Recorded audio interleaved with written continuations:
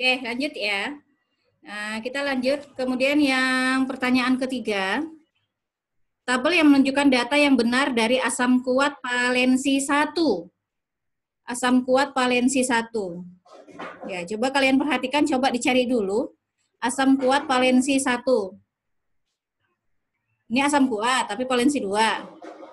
Asam kuat valensi 1. Nah, jawabannya adalah, kita lihat jawabannya.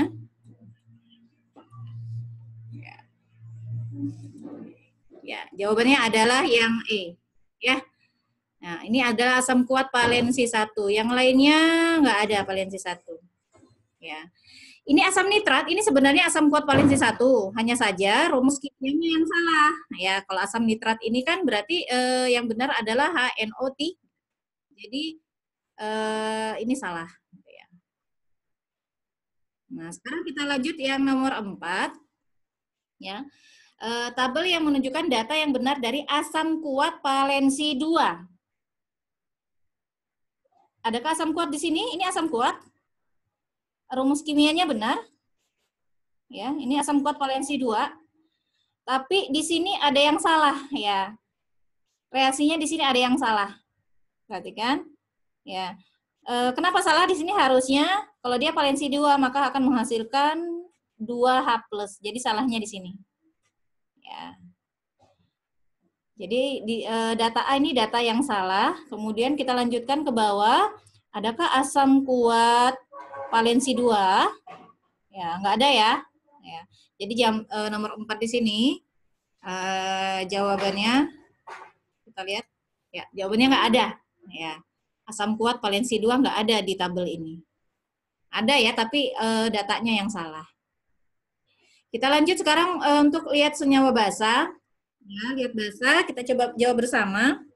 Ini adalah senyawa basa dengan data rumus kimia dan reaksi ionisasi, tapi tidak semua benar data di sini. Jadi harus kita pilih data yang benar sesuai dengan apa yang ditanya dalam soal.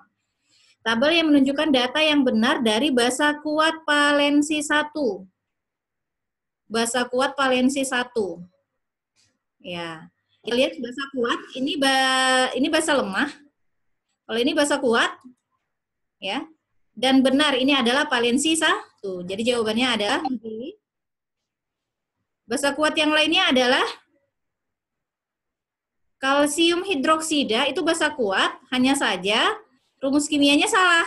Nah, di sini salahnya. Ya, perhatikan, harus jeli ya. Kalau di sini kalsium, ya, rumus kimianya itu bukan K, tapi Ca. Ya, maka ini datanya salah di sini ya. Nah, kita lihat jawabannya. Ya. Basa kuat valensi 1, jawabannya adalah yang B. Ya. Kemudian yang kedua, basa kuat valensi 2. Basa kuat valensi 2, kita lihat di sini yang basa kuat adalah mana ya? Nih, basa kuat ini harus ini. Basa kuat ini ya.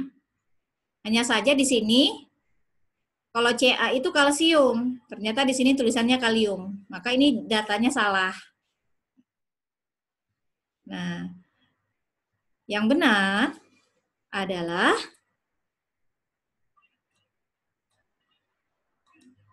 ya. Data yang benar adalah data yang H untuk basa kuat valensi 2. Kita lihat ya di sini. Nih valensinya 2 menghasilkan 2 ion OH-. Nah, sekarang nomor 3. Basa lemah valensi 1. Mana basa lemah valensi 1? Ya, basa lemah valensi 1. Ini basa lemah. Ini basa lemah ya. Kemudian ini kuat, ini kuat, ini kuat, ini lemah, ini kuat, ini lemah, ini kuat. Jadi basa lemah valensi 1 jawabannya adalah nggak ada. Kenapa? Karena pada salah ya isinya ini ya. Kita lihat ini. Basa lemah valensi 1 adalah yang ini nih ya. Nggak ada di sini ya, basa lemah valensi 1, adanya valensi 2. Sekarang kita lihat nomor 4. Basa lemah valensi 2. Nah, apa jawabannya? Jawabannya adalah A. Ya, ini basa lemah valensi 2 karena menghasilkan 2 ion OH-. Basa lemah yang lainnya sebenarnya yang ini benar ini ya. Ini basa lemah ini. Hanya saja rumusnya yang salah. Ya. Nah, ini juga basa lemah valensi 1 harusnya. Perak oksida. Jadi rumus kimianya yang salah. Nah, sekarang kita lanjut untuk ya.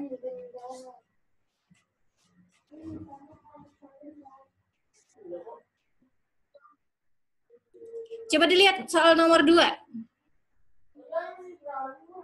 Ya.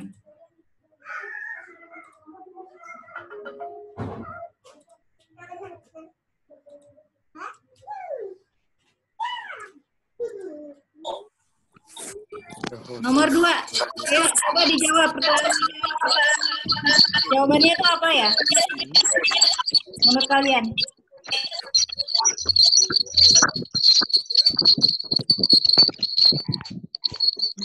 A, B, C, D, atau E?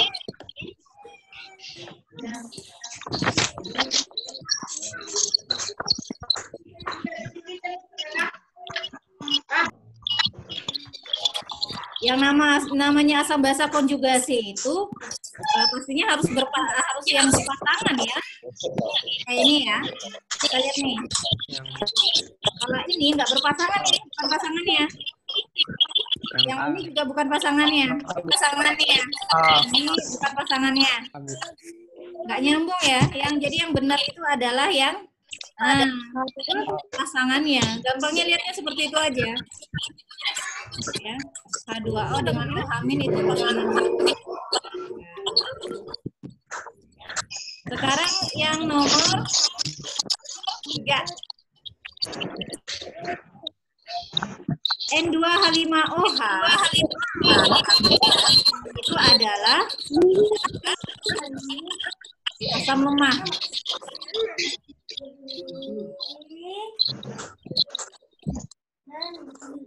Ya. N2H5OH itu adalah asam lemah. Ya, jadi kalau ingin menjawab pertanyaan seperti ini kita harus pakai rumus asam lemah. Ya.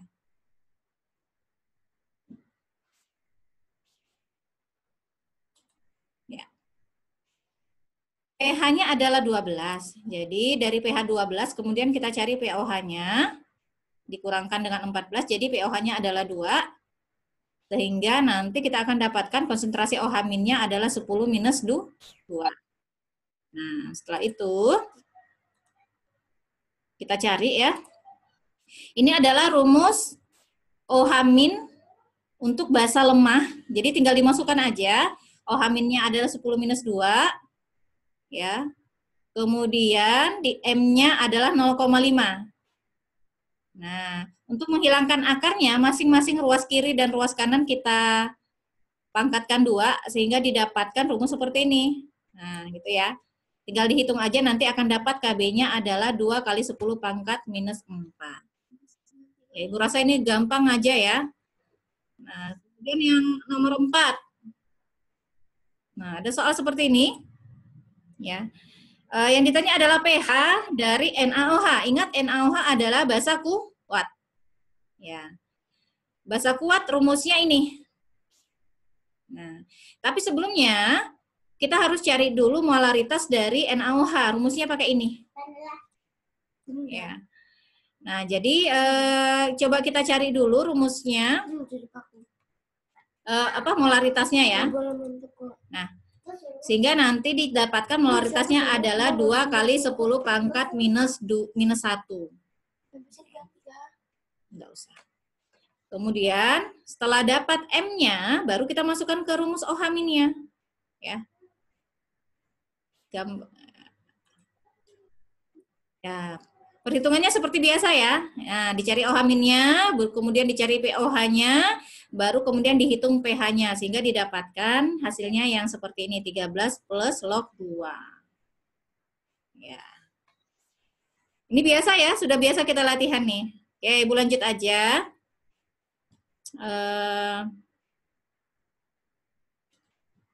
Soal nomor 2. Oke, ada 10 mili H2SO4, kemudian diencerkan. Nah, kemudian ditanya pH-nya. Nah, jadi yang harus kita pakai untuk menyelesaikan soal ini adalah rumus pengenceran ya. Pengenceran dari asam. Nah, rumus pengenceran yang seperti ini, M1 kali V1 sama dengan M2 kali V2. Kita cari molaritas asam sulfat yang sudah diencerkan, M2-nya. Nah, Ibu sudah hitungkan di sini.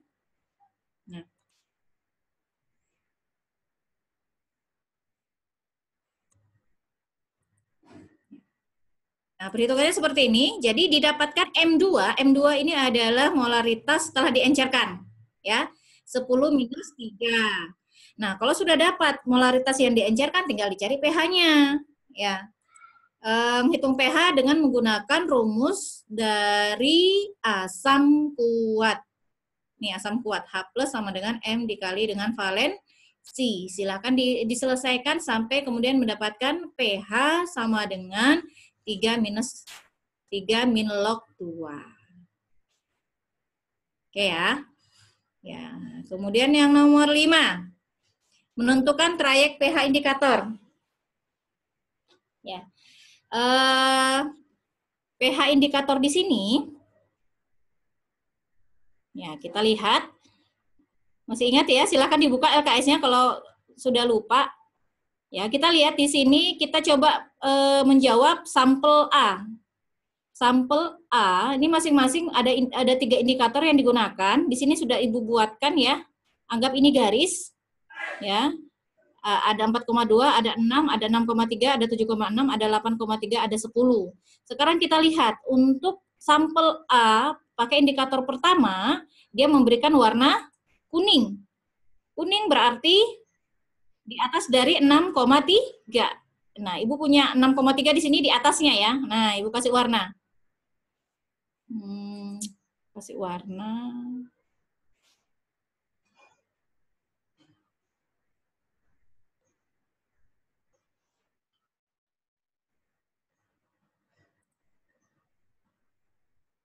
Tidak bisa ya dikasih warna.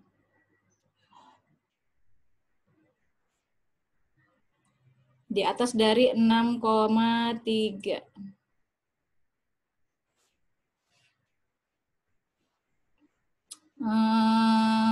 Ibu ini kan aja deh. Kasih tanda aja ya. Ibu mau kasih warna, coba nggak bisa dikasih warna di sini. Bisanya dikasih. Ya, ini daerah ya. Ini A1 ini anggaplah daerahnya dari 6,3 ke atas. Gitu ya. Nah, kemudian, atau Ibu pakai panah aja kali ya. Bentar.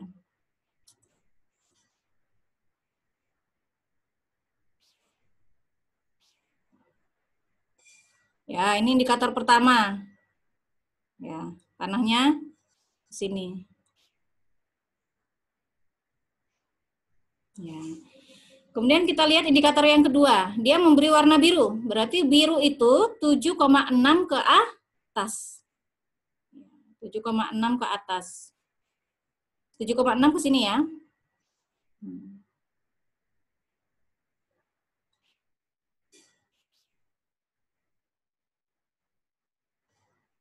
Oke. Sekarang pakai indikator yang ketiga. Dia tidak berwarna, memberikan warna tidak berwarna berarti pH-nya adalah 8,3 ke bawah. Ya. 8,3 ke bawah. Ini 8,3 ke bawah. Nah. 8,3 ke bawah. Nah, sudah ya. Ibu hapus aja ini satunya ini. Nah, kita lihat daerah yang bertemu ketiga garis ini adalah dari 7,6 sampai 8,3. Ya, maka pH dari sampel A di sini adalah 7,6 sampai 8,3. Gitu ya. Satu contoh lagi di bawahnya, sampel B. Sampel B di sini memberikan warna merah. Berarti pH-nya di bawah dari 4,2.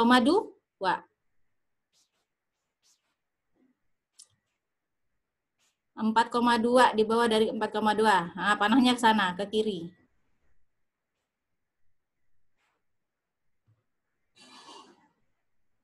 Ya. Kemudian indikator kedua, dia memberi warna kuning. Berarti kalau kuning, ini dia pakai batas bawah ya, berarti di bawah dari 6. Di bawah dari pH 6. Nih, pH 6.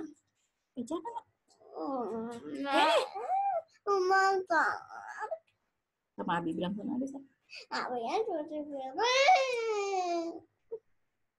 Ini loh, ada ini lagi kakaknya lagi belajar, nak, tolong ya. Nah, itu ya.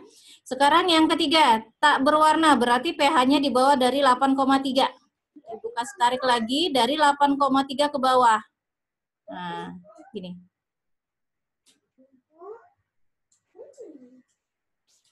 Oke. Nah, ketiga garis ini bertemu di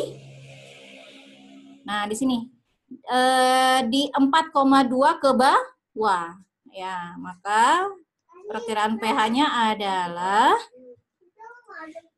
pH-nya lebih kecil daripada 4,2. Ya. Ya Allah ya. Kita lanjut. Ibu nggak tahu ini masih. Nah, kita lanjut ke KD 11. Ya. Nah, ini pinginnya kita coba isi sama-sama ya. Di sini ada beberapa larutan garam. Kita coba identifikasi, dia garam itu bisa terhidrolisis total, bisa terhidrolisis sebagian, bisa tidak terhidrolisis. Harus ingat dulu materinya ya. Nah, jadi materinya kalau ada garam dari asam lemah ketemu basa lemah, ya berarti dia akan mengalami hidrolisis total. Ya, tapi kalau dia dari asam kuat ketemu dengan basa lemah, maka dia akan terhidrolisis parsial. Ya, kalau lemah ketemu kuat itu akan terhidrolisis parsial. Tapi kalau kuat ketemu kuat, ya maka tidak terhidrolisis. Itu prinsipnya dulu. Ya, untuk menentukan jenis hidrolisis. Ya, di sini Ibu kasihkan data ya. Kalau ada nilai Ka dan Kb. Jadi kalau ada nilai Ka dan Kb-nya bisa dipastikan itu adalah asam lemah atau basa lemah. Jadi ini adalah asam lemah, ini adalah basa lemah. Ya. Nah, sekarang kita coba identifikasi ya. Ini ada garam seperti ini, nomor 1. Nah, kita lihat di sini terdiri dari basa lemah sama asam lemah. Nah, maka jenis hidrolisisnya adalah hidrolisis total. Oke. Sekarang yang kedua. Ada dari NaH4, ini lemah, ketemu lemah. Maka hidrolisisnya adalah hidrolisis total. Sekarang NaCl. Na di sini adalah kuat, Cl di sini adalah kuat. Maka ya yang terjadi adalah tidak terhidrolisis. Nah, sekarang lanjut. N2H5 di sini dari basa lemah. Br di sini dari asam kuat. Lemah ketemu kuat. Maka terhidrolisis parsial. Parsial atau sebagian ya, sama. Parsial itu sama dengan sebagian. Kita lihat lagi. Ba di sini adalah kuat. C6H5COO di sini adalah lemah. Ada kuat ketemu lemah, ya. Maka di sini adalah parsial. NaCN lagi. Na di sini adalah kuat, Cn di sini lemah. Masih parsial. Ini lemah ketemu lemah. Ya, lemah ketemu lemah berarti total. Ya. Ea di sini kuat, SO4 di sini kuat. Berarti ya tidak terhidrolisis. Ya, lanjut. NH4NO2. NH4 di sini lemah, NO2 lemah. Ya. Lemah ketemu lemah berarti total. Oke. Nah, NH4 di sini lemah, Cl di sini kuat. Lemah ketemu kuat. Kalau lemah ketemu kuat berarti parsial. Ya, sekarang kita lihat sifatnya. Oke. Paling gampang itu yang tidak terhidrolisis ya. Yang tidak terhidrolisis itu berarti sifatnya netral. Nggak usah bingung. Ya. Kebesaran hurufnya. Ya. Netral.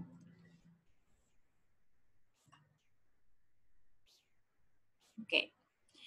Mana lagi yang tidak terhidrolisis? Ini sifatnya netral.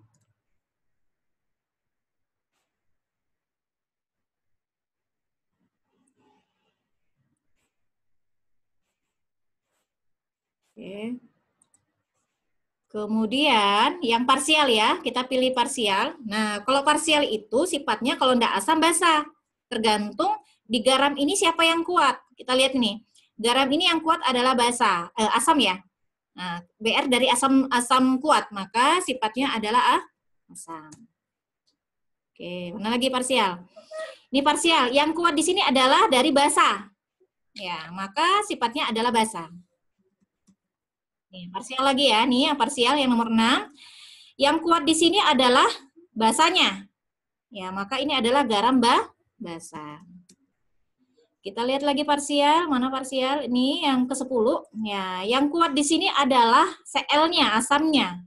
Maka sifatnya adalah asam. Sudah. Sekarang kalau total, sifat dari total itu bisa asam, bisa basa, bisa netral. Nah, kita lihat, itu tergantung dari nilai Ka-nya dan Kb-nya. N2H5, nilai Kb-nya adalah sekian. Ibu mulai dari yang ini aja deh, yang nomor 2 ya. NH4, nah Kb-nya adalah 1,8 kali 10 minus 5. Kemudian untuk CH3COOH, Ka-nya adalah 1,8 kali 10 minus 5. Di sini dia punya Ka sama dengan Kb. Nah, kalau dia Ka sama dengan Kb, maka di sini sifatnya adalah netral. Kita lihat sekarang yang garam yang pertama. N2H5 ini adalah 1,8 kali 10 minus 5. Ini ya. Kasih warna. Kemudian NO2, ya, Ka-nya adalah 4,5 kali 10 minus 4. Sekarang Ibu tanya, mana yang lebih besar? NO2, HNO2, atau NH4OH? Ya. Ka yang lebih besar itu adalah ini. NH4 4,5 kali 10 minus 4 karena minusnya lebih sedikit ya. Ini lebih besar ini. Ya. Karena Ka-nya lebih besar, maka sifatnya di sini adalah asam. Oke, lanjut sekarang garam nomor 7. Nah, garam nomor 7 ini lemah sama lemah. Sekarang kita bandingkan aja.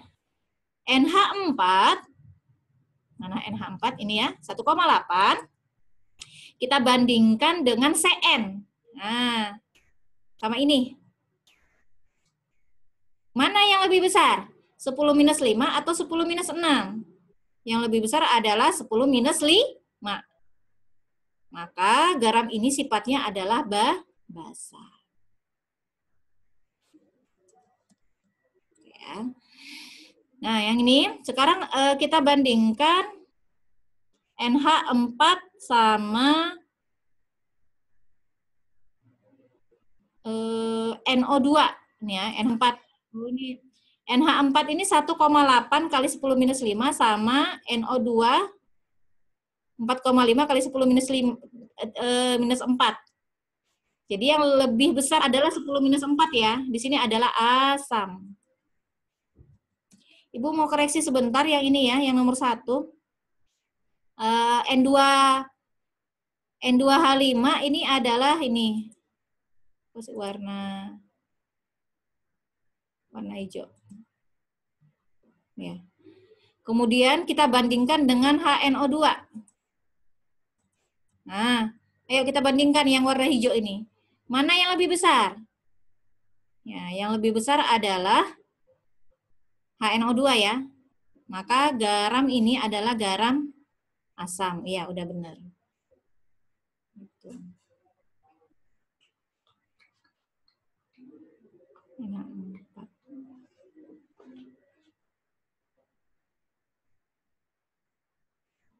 Oke, sudah. Sekarang kita lanjutkan pembahasan yang lain. Nah, menentukan ion yang terhidrolisis. Ya, jangan sayang, udah pakai. Nah, ini adalah garam dengan ion-ionnya ya. Tapi sekarang coba kita hapus ion yang tidak terhidrolisis. Jadi ion yang terhidrolisis itu adalah ion yang berasal dari asam atau basa yang lemah. Oke, ini lemah. Ya. Kemudian ini juga lemah. Sama-sama lemah. Jadi kedua-duanya itu adalah terhidrolisis. Jadi nomor 1 nggak ada yang kita hapus. Kemudian yang kedua,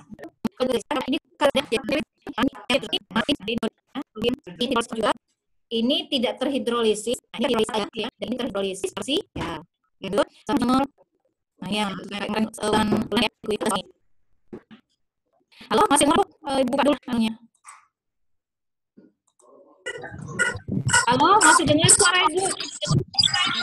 Coba jempolnya mana kalau dengar suara Ibu? Ya, sebelum Ibu lanjutkan ke materi berikutnya. Sebenarnya pinginnya interaktif ya, cuma kalau Ibu buka seperti terlalu berisik suaranya. Jadi Ibu tutup lagi.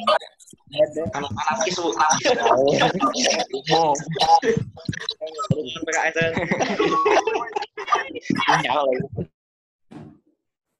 Oke, Ibu lanjutkan sekarang KD nomor 2 ini ya. Oke, Ibu tutup dulu ya. Sebentar, iklan dulu. Mau minum kopi silahkan.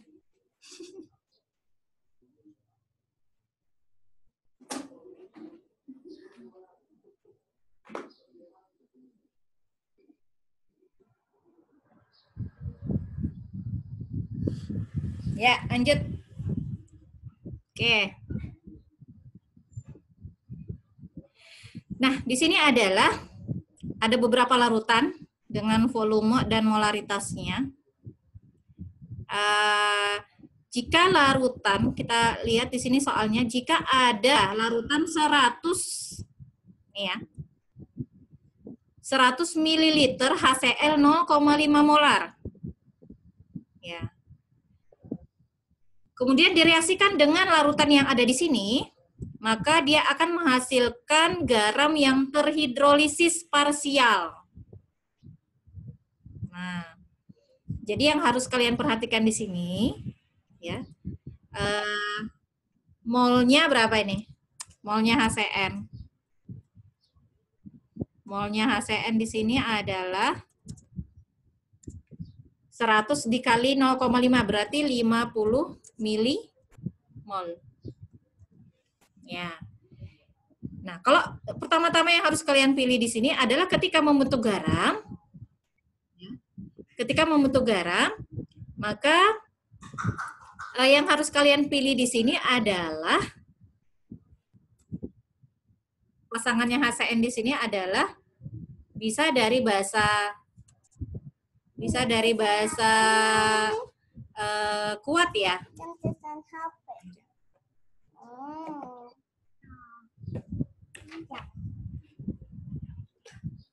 Nah,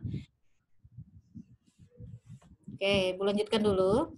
Jadi yang dimaksud dengan garam terhidrolisis di sini yang harus kalian pahami dulu ya, kalau terbentuk garam itu antara asam dan basa harus mempunyai mol yang sama. Oke. Nah, di sini semua basa ya. Jadi kita cari pasangannya ini basa. Cuma basa manakah yang harus kita pilih? Yang harus kalian pilih pertama basa yang punya 50 milimol. Jadi molnya harus sama dulu dengan asamnya. Ya. Kita kerucutkan jawabannya. Jadi kemungkinan jawabannya adalah yang ini, yang Ibu kasih warna hijau deh ya. Nah, kenapa tidak yang ini? Karena ini molnya udah berbeda, ya. Ini mol yang berbeda dari asamnya ya. Nah, jadi yang warna hijau ini kemungkinan jawabannya karena dia punya mol yang sama dengan HCN yaitu 50 milimol. Oke, sekarang kita pilih. Garam yang terhidrolisis parsial. Kalau dia parsial berarti di sini asam lemah harus ketemu dengan basa kuat. Oke, di antara ini manakah yang basa kuat? Yang basa kuat adalah warna merah, KOH dan NaOH. Oke, gitu ya. Ketemu dah jawabannya. Jadi garam yang terhidrolisis parsial itu adalah garam yang punya 50 milimol nah, dan yang terbentuk dari basa kuat. Jadi jawabannya adalah 1 dan 3. Nah, itu ya. Nanti bisa diulang kalau nanti masih belum paham. Kemudian yang soal berikutnya. Ada HCN. Ini Ibu ganti ya. Ini 5 ya. Ada HCN. Mol dari HCN berapa di sini?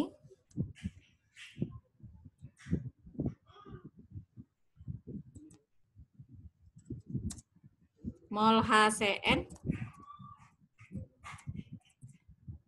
Berapa mol HCN di sini? 100 dikali 0,05 sama dengan 5. Nah, sekali lagi, ketika membentuk garam, maka dia harus bereaksi dengan basa yang molnya juga adalah 5 milimol. Ya. Jadi kemungkinan jawabannya adalah yang bagian ini. Yang basanya adalah 5 milimol. Kasih warna merah, kemungkinan jawabannya adalah ini. Yang sama-sama punya 5 milimol.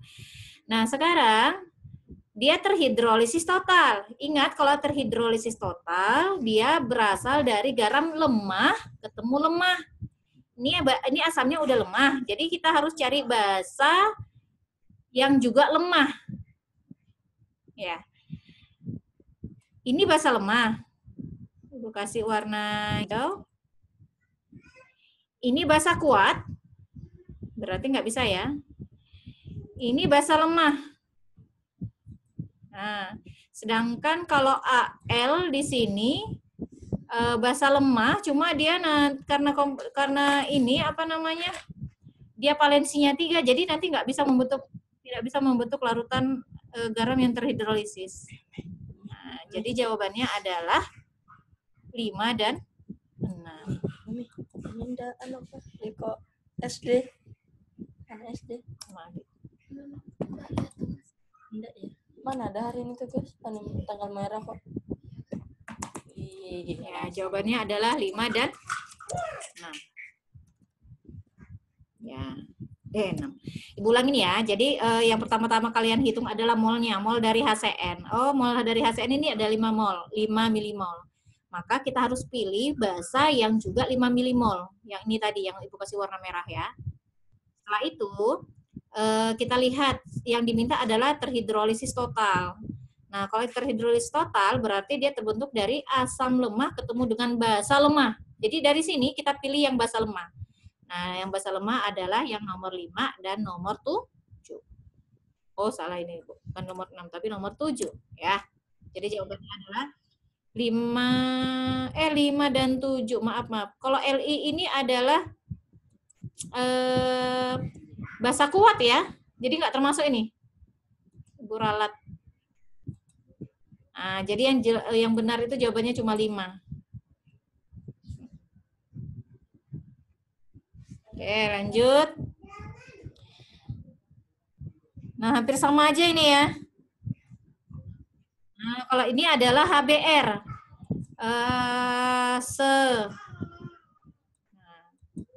Molnya di sini adalah molnya HBr 100 kali 0,5 berarti 50 milimol. Nah, 50 milimol ini adalah mol dari asamnya, maka kita cari mol basanya juga ada yang 50 milimol. 50 milimol yang ini. Ya, jadi kemungkinan jawabannya adalah yang nomor 1 sampai nomor 4. Nah, sekarang kita coba lihat lagi yang ditanya. Yang ditanya adalah yang tidak terhidrolisis. Kalau yang tidak terhidrolisis berarti dia terbentuk dari asam kuat. Ini sudah asam kuat ya. Asam kuat dan basa kuat. Kita lihat manakah basa kuat di sini? Nah, basa kuat di sini adalah KOH sama NaOH. Nah, jadi jawabannya adalah 1 dan 3. Ya. Soal semester nanti ada yang seperti ini ya.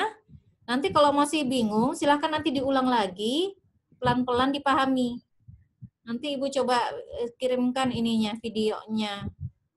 Semoga berhasil rekamannya, jadi nanti bisa Ibu kirim ulang. Lanjut sekarang larutan penyangga.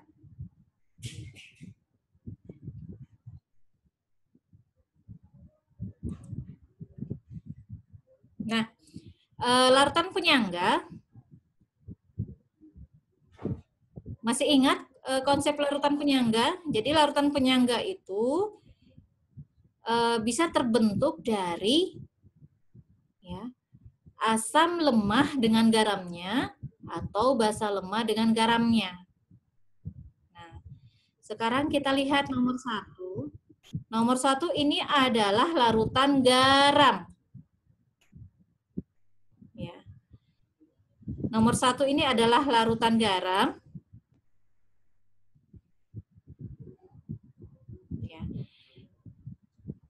Akan membentuk penyangga apabila direaksikan dengan siapa?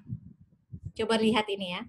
Ini adalah larutan garam. Dia bisa membentuk larutan penyangga ya, apabila NH4NO3 ini terdiri dari basa lemah sama asam kuat garam ini. Maka pasangannya itu haruslah dari basa lemah NH4. Ya, kita coba lihat pilihannya di sini. Yang NH4OH yang mana? Ini bukan, ini bukan, ini bukan, ini bukan, ini ini jawabannya. Ya, NH4. Ya. Ada lagi sama yang J. Ada 2 disuruh milih. Nah, kalau untuk larutan seperti ini ya, basa lemah sama garamnya perhitungan mol itu nggak berpengaruh ya.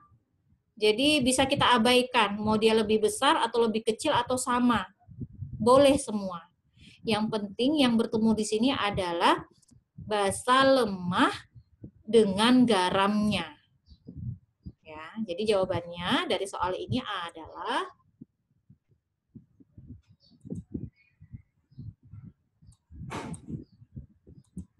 E dan J.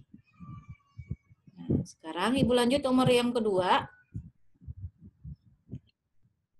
Soal yang kedua, di sini ada larutan KCN. KCN di sini adalah garam. Ya, garam dari Basa kuat ketemu dengan asam lemah. Ya. Basa kuat ketemu dengan asam lemah. Nah, maka pasangannya haruslah dari asam lemah. Asam lemah di sini adalah asam lemah dari CN. Jadi jawabannya yang pasti di sini adalah harus dari HCN. Kita lihat adakah HCN di sini? Bukan ini, bukan ini, bukan ini, bukan ini. Nah, ini HCN. Ini jawabannya. Nah, sama ini juga bukan, sama HCN ini. Ya. Oke, ada dua jawabannya ya. Sekali lagi Bu bilang, ini ada asam lemah HCN ini asam lemah ketemu dengan garamnya. Kalau di sini tidak berpengaruh nilai mol. Jadi bisa kita abaikan mau berapa mol pun ya komposisinya. Ya.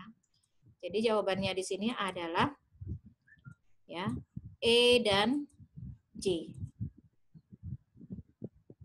Ya. Lanjut. Lanjut sekarang komponen. Nah, Ibu rasa kalau komponen ini gampang aja ya. Nah, kalau komponen di sini adalah kalau ditanyakan komponen harus merupakan pasangan asam basa konjugasi yang berpasangan ya. Kalau ini berpasangan ini, kita lihat nih berpasangan. Ya, yang namanya berpasangan itu bisa dilihat aja. Ini nyambung ya, yang beda cuma selisih jumlahannya aja. Itu namanya pasangan asam basa konjugasi. Coba kita lihat jawaban. Ini jawaban yang benar nih. Ya. Kenapa ini salah? Karena ini nggak berpasangan, ini nggak nyambung. Yang C juga nggak nyambung. Yang D juga nggak nyambung. Begitu juga dengan yang E. Jadi yang harus kalian lihat kalau komponen penyangga itu adalah yang kalau pilihan ganda seperti ini gampang ya. Tinggal kita lihat mana yang merupakan pasangan asam basa konjugasi. Itulah komponen. Maaf ya, salah ini. Yang ditanya komponen penyangga ya. Maaf Ibu salah. Komponen penyangga di sini adalah yang jelas adalah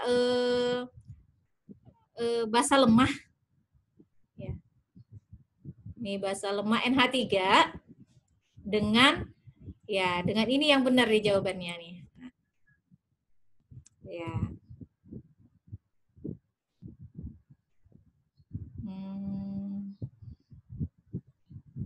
Komponen penyangga itu kan NH3 dengan iya benar sudah, maaf. Tadi udah benar itu. Jadi komponen penyangganya yang ini pasangan asam basa konjugasi ya. Begitu juga yang nomor 2 nih, sama aja. Ya. Siapa pasangannya? Yang merupakan komponen penyangga larutan di atas adalah yang pastinya adalah asam lemah dengan basa konjugasinya. Ini asam lemah ini yang jelas harus ada CH3COH-nya dengan basa konjugasinya. Jadi yang ini. Nah, jadi jawabannya adalah yang merupakan pasangan asam basa konjugasi. Nah, lanjut sekarang. Kalau masalah hitungan,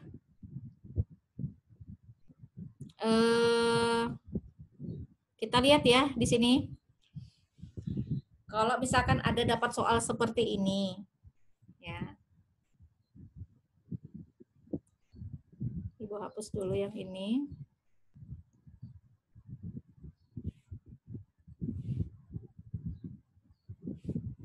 Kalau diketahui Ka dari HCN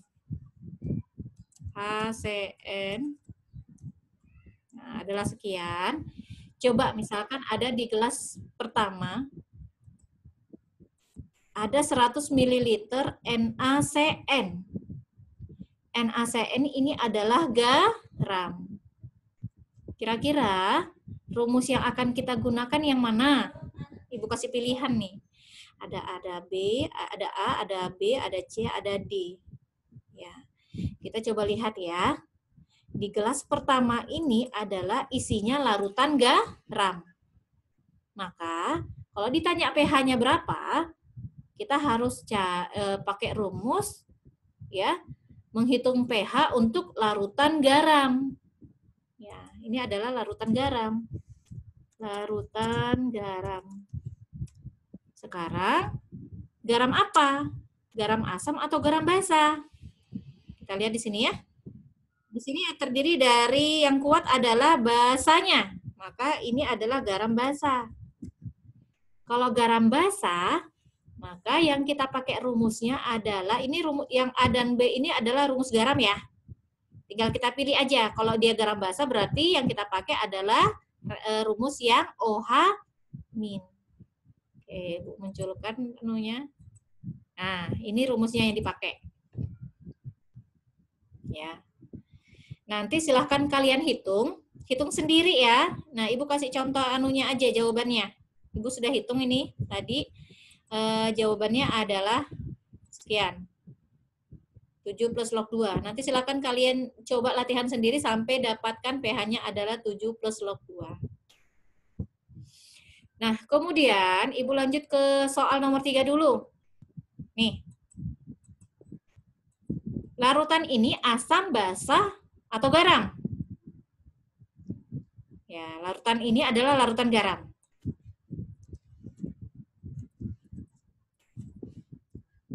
Ya. Nomor 3 ya, ini adalah larutan garam. Sekarang pertanyaannya, asam atau basa? Ya. Siapa yang kuat di sini? Yang kuat adalah asam dari NO3. Maka garam ini sifatnya asam. Jadi kalau mau ditanya pH-nya berapa, kita pakai rumus yang mana? Kita pakai rumus yang ini, yang B. Ya. Garam asam, rumusnya yang ini. Silakan nanti dimasukkan, baru kemudian sampai didapatkan, kamu hitung sendiri ya, kalian hitung sendiri sampai didapatkan hasilnya nanti itu adalah 7 min log 2. Ya. Nah, sekarang lanjut yang nomor 2. Ya, nomor 2 di sini ada garam ketemu dengan asam lemah. Ada garam ketemu dengan asam lemah. Maka akan terbentuk apa ini? Larutan penyangga. Jadi harus bisa membedakan ya kapan terbentuk larutan garam, kapan terbentuk larutan penyangga. Ya. Penyangga apa? Lihat di sini ya. Karena terbentuk dari asam lemah, maka dia penyangga asam. Kalau penyangga asam, maka ketika menghitung pH, kita harus pakai rumus yang H+. Nah, rumus yang D. Ya. Rumus yang D. Rumusnya ini. Silakan nanti kamu hitung, nanti akan dapat pH-nya itu 2. Ya, sekarang Ibu lanjut yang komposisi yang keempat. Di sini masih ada garam. Di sini ada garam. Kemudian ketemu dengan basa lemah. Ya, jadi mungkin saja di soal nanti kan nggak disebutkan tuh ini penyangga atau hidrolisis garam. Kalian sendiri yang menentukan mau pakai rumus penyangga atau rumus garam.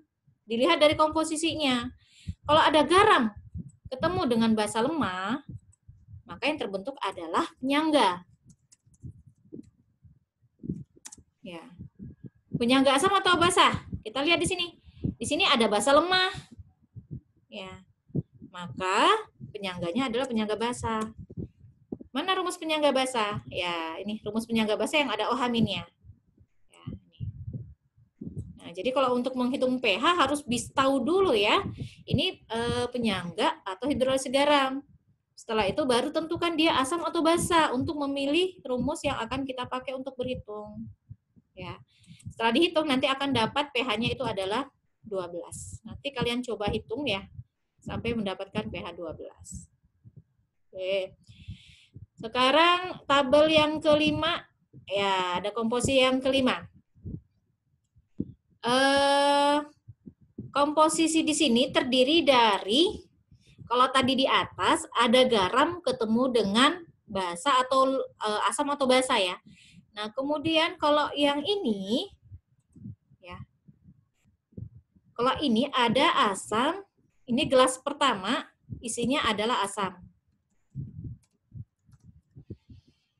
Kemudian kalau gelas kedua, isinya basa. Jadi kalau ketemu soal ada asam ketemu basa, harus dilihat dulu ya. Dia membentuk hidrolisis garam atau penyangga. Cara ngelihatnya gimana? Lihat ya. Ini ada asam ketemu basa. Lihat molnya. Kalau molnya itu sama, maka dia bisa dibilang hidrolisis garam. Ya, lihat nih, molnya sama ya. Ya. Begitu juga dengan ini, ada asam, ada basa, molnya sama. Ya, kalau dia menghasilkan mol yang sama itu akan terbentuk hidrolisis garam. Nah, tapi berbeda kalau yang nomor ini. Kita lihat nih mol asam sama mol basa beda. Ya.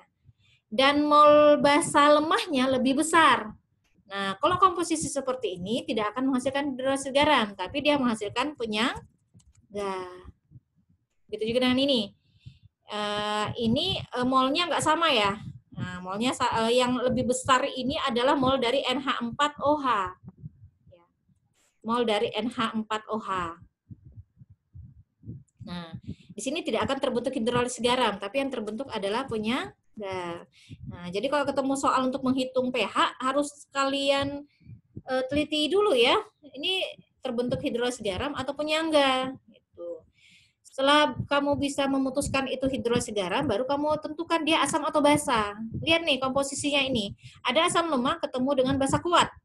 Maka akan terbentuk hidrolisis garam yang sifatnya ngikut yang kuat ya. Yang kuat siapa tadi? Yang kuat adalah NaOH. Basa ya. Maka garam ini sifatnya basa. Kalau garam ini sifatnya basa, maka rumus yang kita gunakan adalah rumus yang ini. Jangan sampai terbalik. Ya. Kemudian kita lihat yang campuran nomor 6. Nah, ada asam kuat ketemu dengan basa lemah. Asam kuat ketemu basa lemah, maka akan membentuk garam. Siapa yang kuat tadi? Yang kuat tadi adalah asam. Maka di sini garam yang terbentuk adalah garam asam. Nah, kalau dia garam asam, maka untuk menghitung pH kita harus pakai rumus yang H+. Nih. Nah, lanjut lagi. Yang nomor 7, ini penyangga.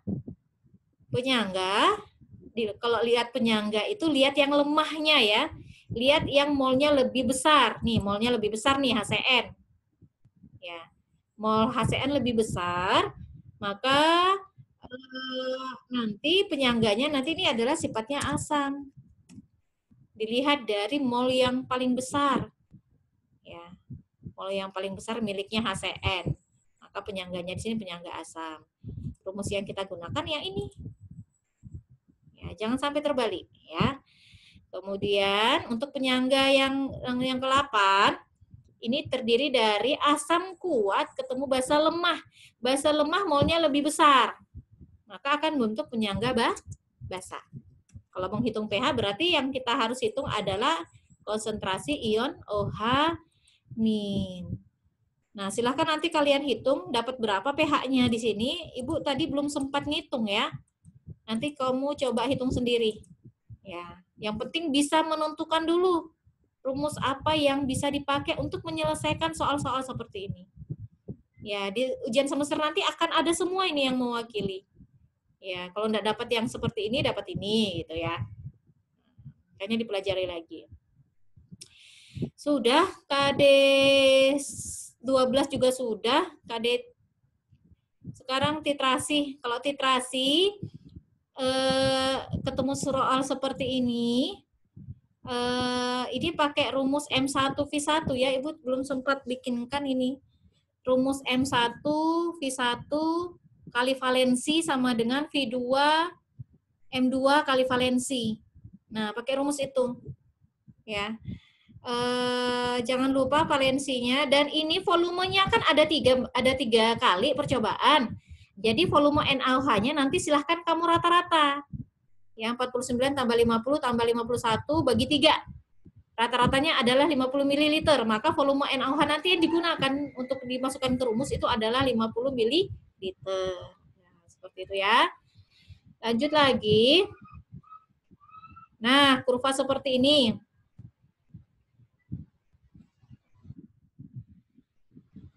Nah, ada soal seperti ini nanti di ujian semester. Menentukan titrat dan titran pada proses titrasi asam basa. Ya. Pada proses titrasi asam basa itu kan ada larutan yang di atas dan ada larutan di bawah ya. Ya, larutan yang di atas dan larutan yang di bawah. Kalau larutan yang di bawah itu namanya titrat yang kita tempatkan di labu Erlenmeyer. Sedangkan larutan titran itu larutan yang di atas. Ya. Nah, jadi harus pelan-pelan memahami soal yang seperti ini. Nah, kau coba lihat sekarang kurva titrasi. Kurva titrasi model seperti ini, ya, model seperti ini, kan kemarin Ibu ada jelaskan 2 model kurva titrasi ya. Nah, model kurva titrasi seperti ini adalah titrasi asam lemah, ya. Jadi ada asam lemah dititrasi oleh basa kuat. Nah, kita harus tahu dulu gitu ya. Oh, kurva seperti ini adalah titrasi asam lemah dititrasi oleh basa kuat. Artinya asam lemah ini posisinya di bawah. Ya. Kemudian basa kuat ini posisinya di atas. Ibu bilang tadi larutan di bawah itu adalah larutan titrat. Sedangkan larutan di atas adalah larutan titran. Ya. Sehingga yang berfungsi sebagai titrat di sini adalah asam lemah. Nah, jadi pilihan kita di sini harus yang dimaksud dengan titrat di sini adalah harusnya adalah asam lemah. Ya. Nah, jadi kemungkinan jawabannya adalah ini. Nih ya. Kemungkinan jawabannya adalah ini. Ibu kasih tanda aja dulu. Sama ini kemungkinannya ya. Nah. D itu enggak mungkin karena di sini asam kuat. F itu enggak mungkin juga karena di sini asam kuat. Tadi kita sudah mengerucut jawaban kita bahwa yang di bawah itu adalah asam lemah. Nah, sekarang yang di atas adalah larutan yang di atas atau larutan titrannya adalah NaOH. Nah, jadi jawaban kita mengerucut pada A dan C. Sekarang kita cari yang mana yang komposisinya yang benar. Ya. Larutan asam di sini, larutan yang dititrasi berarti dia 100 ml ya. Nah, ini 100 ml. Kemudian dititrasi sama basa sampai mendapatkan 40 ml basanya. Basa kuatnya. 40 ml. Oke, coba kita sekarang ambil opsi yang pertama ya. Kita ambil opsi yang pertama ini. Bagaimana kalau NaOH-nya adalah 0,5 molar? Kita kalikan 0,5 molar. Nah, sama dengan 20. Ya. Jadi sini 20 milimol ya. Maka asamnya juga harus 20 milimol. Ya, kalau misalkan kita kali dengan 0,2, ini yang option A ya, 0,2 molar ya. Kita kali 20 molar. Nah, jadi sama dengan, oh bukan 20 ya, 0,2. Nih, dari data ini ya. Jadi sama dengan 20 milimol. Oke. Nah, ini juga sama ya. Jadi, kita akan dapatkan bahwa mol asamnya itu 20 milimol, mol basanya adalah 20 milimol. Cocok ya. Jadi molnya kan mol ekuivalen, ketika terjadi titik ekuivalen itu ketika di volume 40 mili, ya, mol asam sama dengan mol basa. Jadi jawaban yang tepat di sini adalah jawaban yang A. Ya, ini salah ini yang C. Ya, kenapa A yang A yang benar? Karena dia menghasilkan 20 milimol asam lemah dan 20 milimol basa kuat. Itu ya. Nah, seperti itu. Ya. Lanjut lagi yang nomor 2. Lihat kurva titrasi seperti ini.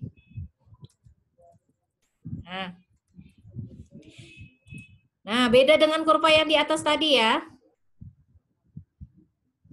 Nah, kurva yang ini adalah kurva titrasi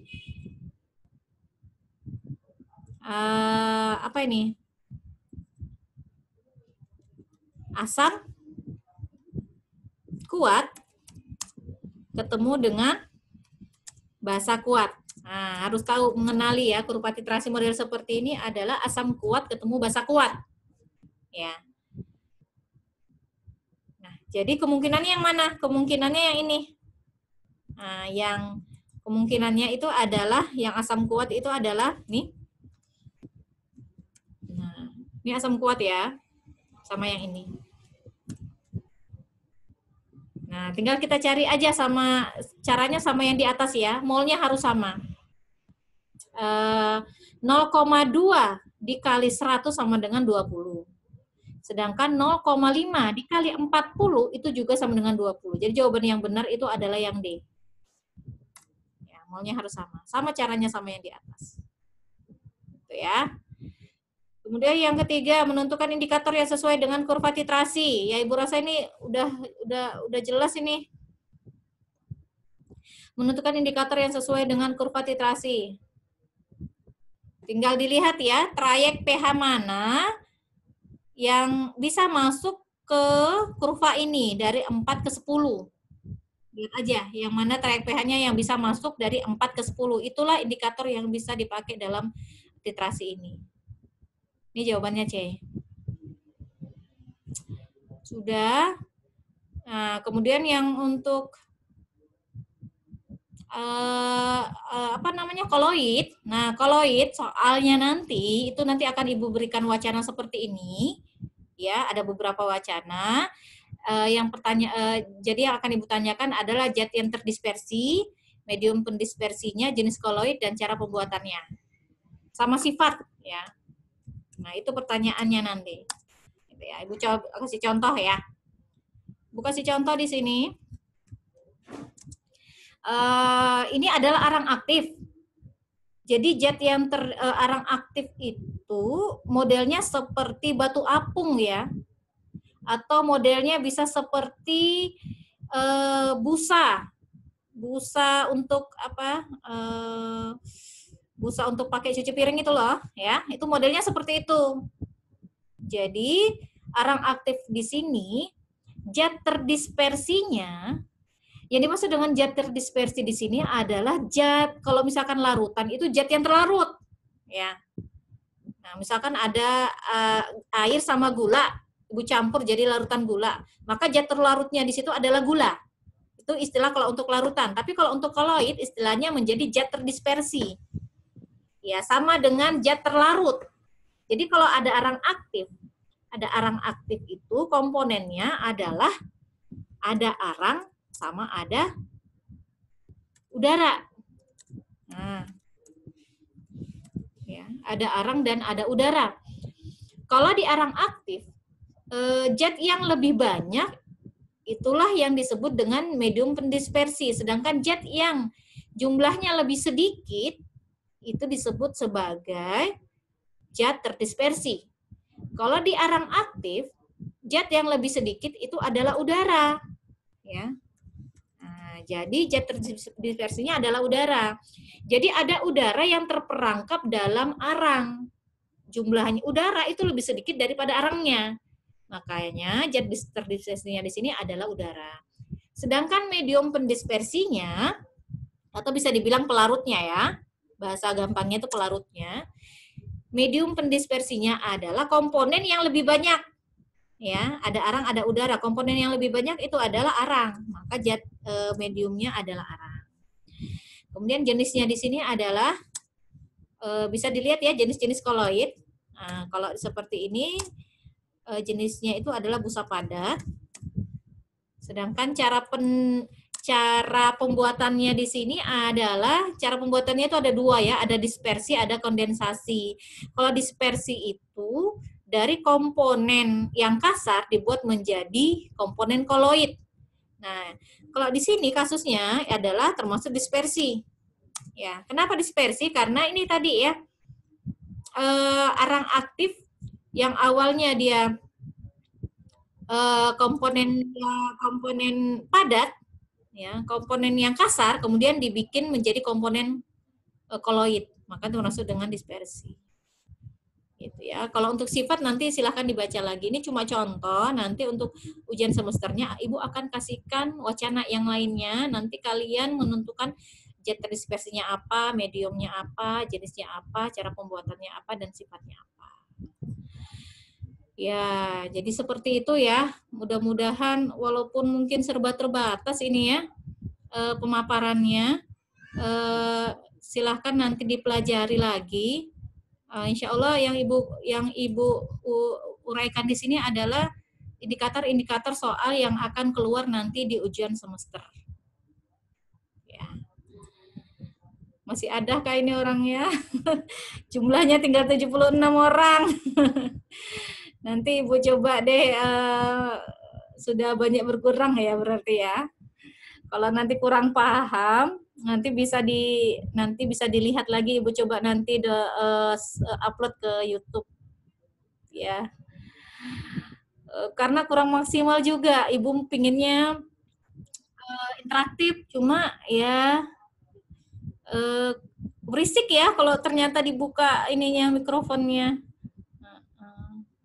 Ibu coba buka mikrofonnya ya. Ini sekarang sudah hampir jam 11.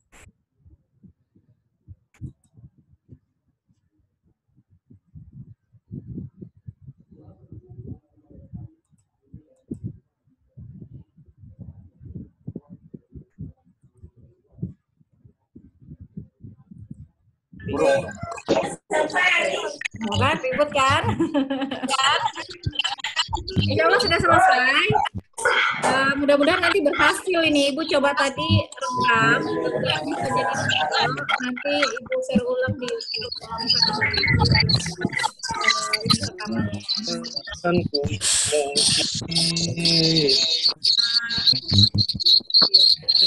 Ada yang mau ditanyakan?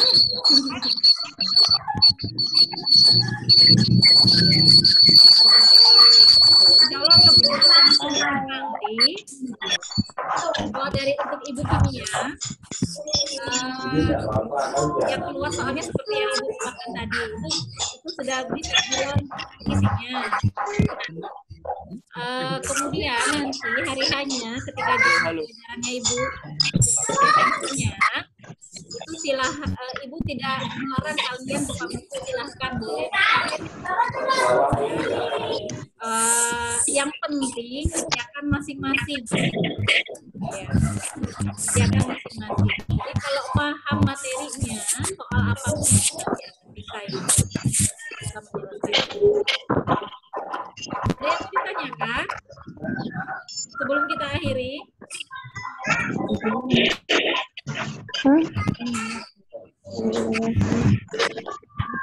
Cukup ya?